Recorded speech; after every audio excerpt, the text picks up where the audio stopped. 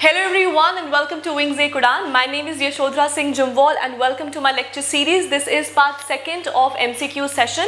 कल हमारा MCQ session part 1 आया था. This is MCQ part second and इसी के साथ not to worry मेरे और lectures भी आते रहेंगे and I'm going to get you more sessions on MCQ क्योंकि जब तक question नहीं solve कर तब तक हमको पढ़ने का कोई फ़ायदा नहीं है. और साथ ही में मेरे वो lectures भी आते रहेंगे जिसमें all the international organization या जो भी international ट्रीटीज़ हो रही हैं, जो भी न्यूज़ में रह रही हैं, उन सबको भी मैं कवर करवाती जाऊंगी in my upcoming lectures.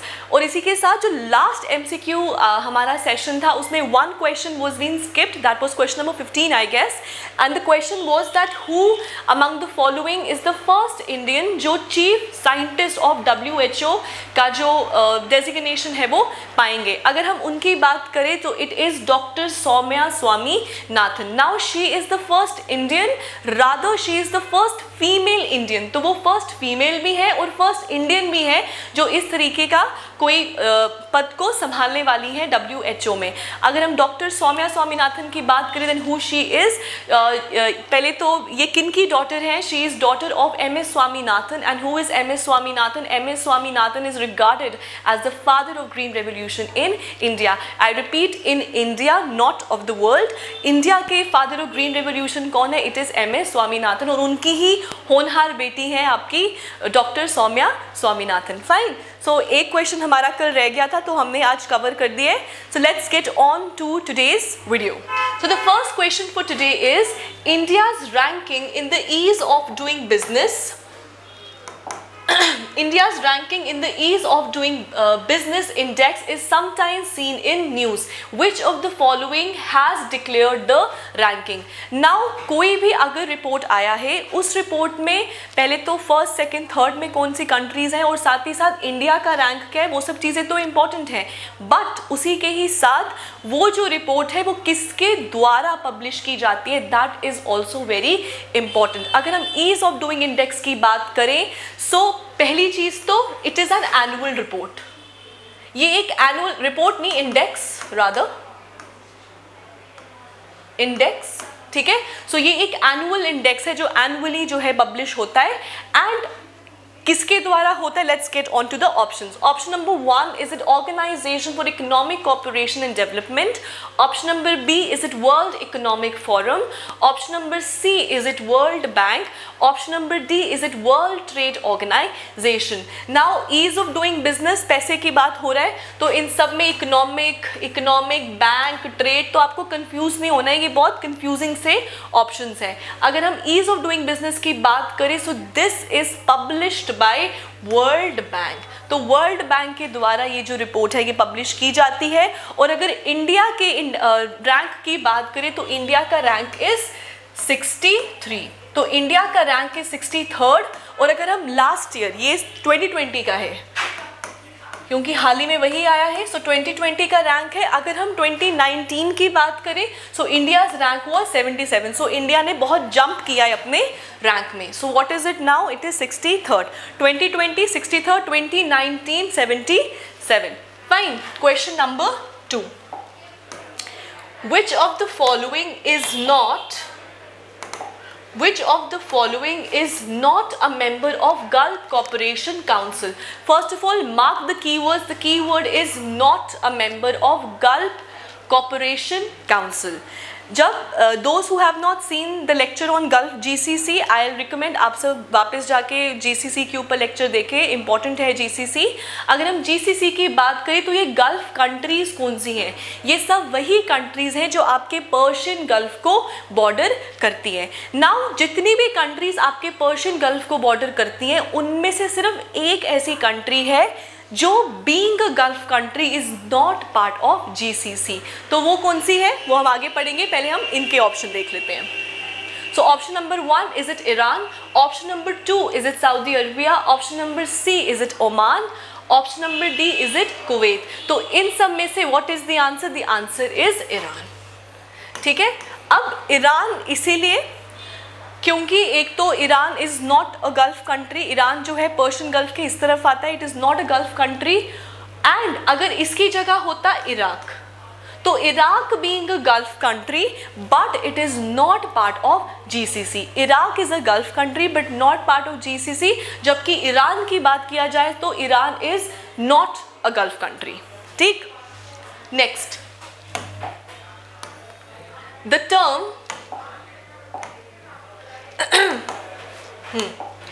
the term regional comprehensive economic partnership often appears in the news in the context of the affairs of a group of countries known as। now RCEP बहुत important है क्योंकि ये बहुत ज़्यादा news में रह चुका है। हाल ही में RCEP को फाइनली साइन भी कर लिया हुआ है। जिन्होंने नहीं देखा वीडियो इसके ऊपर, आप लोग प्लीज़ वापस जाके इसके ऊपर वीडियो ज़रूर देखें, बिकॉज RCEP के ऊपर क्वेश्चन आना बहुत ज़्यादा चांसेस है कि RCEP के ऊपर क्वेश्चन आए। अगर RCEP की बात किया जाए तो ये one of the biggest free trade agreements है जो आज तक हुए हैं। एंड RCEP में कितनी कंट्रीज है? RCEP में है आपकी 15 कंट्रीज, डिवाइडेड इनटू एक 10 एंड 5 आपकी अलग कंट्रीज है। और ये 10 कौन सी कंट्रीज है? 10 जो है एक ग्रुप है। ग्रुप किसका है? Option number 1 is it G20, option number B is it ASEAN, option number C is it SCO और option number D is it SAARC. So it is ASEAN. So जितने भी आसियान नेशंस हैं वो आपके 10 हैं और 10 के 10 are part of your RCEP।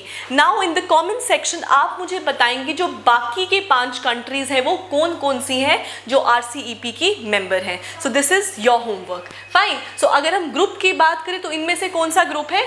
वो जो 10 हैं वो 10 हैं आपके आसियान नेशंस। ठीक। And is India part of your RCEP? No, India is not part of RCEP। Fine.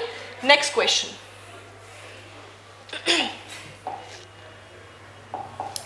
The International Solar Alliance was launched at the United Nations Climate Change Conference in 2015। किसकी बात हो रही है? आपके COP21 जो Paris में हुआ था। फाइन। COP21 जो पेरिस में हुआ था उसमें डिसाइड हुआ था कि इस तरीके का कुछ हम लॉन्च करेंगे। फाइन, उसका ही ये इफेक्ट था। 2015 में ISA फाइनली जो था वो लॉन्च हो चुका था। नाउ अगर हम ISA की बात करें, where are the headquarters? The headquarters are at Gurugram, India. So India में इसके हेडक्वार्टर्स हैं और ये एक ऐसी एकमात्र आपकी यूनाइटेड नेशंस की आपका UN के साथ एफिलिएटेड ऑर्गेनाइजेशन है जो होली और सोली इंडिया में ही बेस्ड है। और 2015 में ये कौन सी 2 कंट्रीज के जॉइंटली लॉन्च हुआ था? It was launched by India of course end of course France. So India and France दोनों के ही योगदान के साथ 2015 में ये लॉन्च हुआ था और COP21 में इसके बारे में बात की गई थी। नाउ सो ये आ गया आपका पहला। दूसरा ये बोलते हैं द अलायंस इंक्लूड, अलायंस कौन सा? ISA की बात हो रही है। Includes all the members of the United Nation which, ठीक है, तो ये आ गया आपका दूसरा statement. So which of the following statements given above is or are correct? Option number 1 is it only 1, option number 2 is it second statement, option number 3 की दोनों स्टेटमेंट सही है, या ऑप्शन नंबर D ना पहली सही है ना दूसरी? तो पहली तो बिल्कुल सही है। ठीक है। Now second, the alliance includes all the members of the United Nations, 193 members. क्या वो सबके सब ISA के पार्ट हैं? नो, वो सबके सब ISA के पार्ट नहीं है। सो ऑप्शन नंबर 2 जो है वो गलत हो जाता है। सो इनमें से करेक्ट ऑप्शन बनता है आपका ओनली ऑप्शन नंबर 1। ठीक। Next,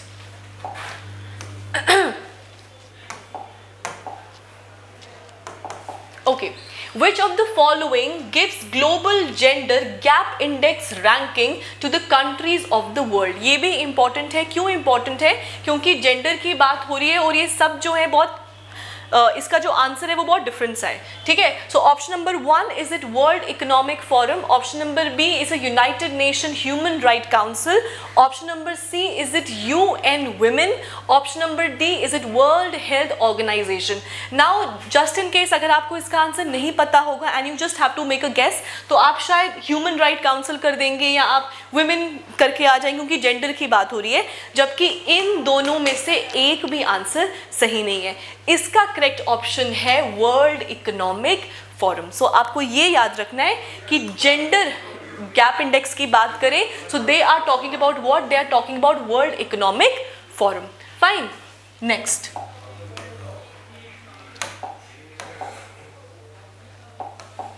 question number 6. Question number 6 is the headquarters or World Intellectual Property Organization is located in which of the following?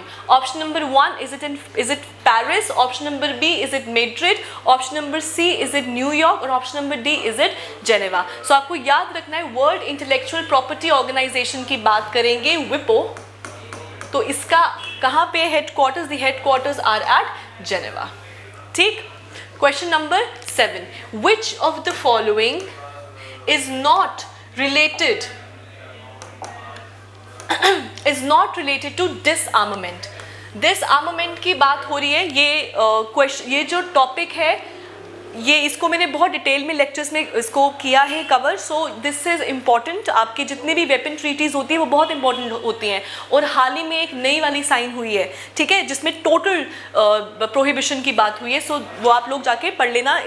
आप मेरा प्लेलिस्ट में चेक करेंगे तो आपको उसमें मिल जाएगा. So let's check out the options. Option number 1, is it NWBT? Option number B, is it NPT?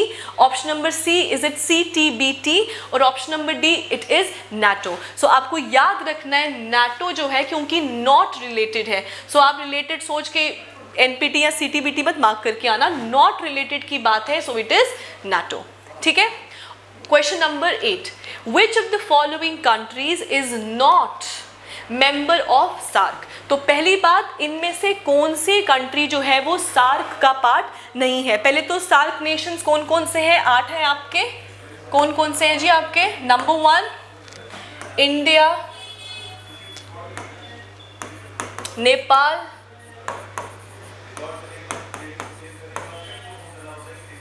Bangladesh,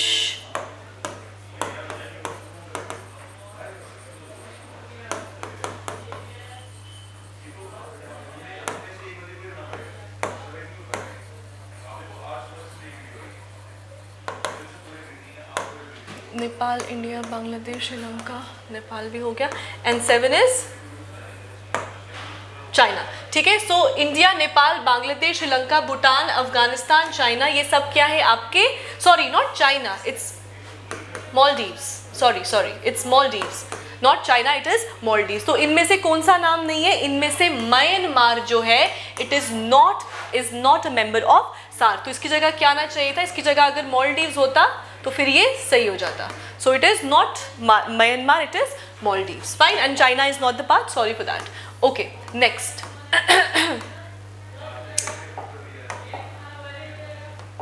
next. Which of the following is the headquarters of world trade organisation? इनमें से कौन सी जगह पे आपकी वर्ल्ड ट्रेड ऑर्गेनाइजेशन के headquarters है? Headquarters are extremely important. तो आपको डायरेक्टली हेडक्वार्टर्स पूछ सकते हैं, और हेडक्वार्टर्स जो है वो आपके स्टैटिक जीके का पार्ट है. दे वोंट चेंज, वो तो वैसे के वैसे रहेंगे. तो ये जीके के पॉइंट ऑफ व्यू से it is important. So option number 1, is it New York? Option number B, is it Geneva? Option number C, is it Madrid? और option number D, it is Paris. तो अगर कभी भी ऐसा हो, आपको नहीं पता हो कि UN का कोई क्वेश्चन आ जाए और आपको नहीं पता हो इनमें से कौन सा सही आंसर है, सो अगर आपको एक गेस लगाना है, सो सबसे क्या कहते हैं, सेफ गेस होता है कि आप जेनेवा को मार्क करके आ जाएं. लेकिन ऐसा हर बार ही नहीं है, बट अगर आपको गेस ही करना है तो आप एक वाइल्ड गेस ले रहे हैं तो आप जेनेवा मार्क करके आ जाइए. और अगर हम WTO की बात करें, the headquarters are at Geneva. Fine.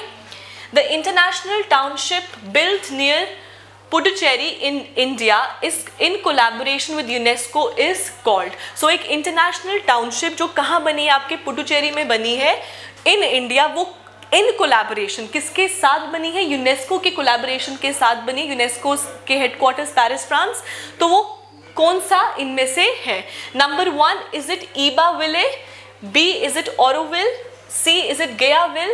Or is it D, Broadway? So the correct option is option number B, Auroville. Fine.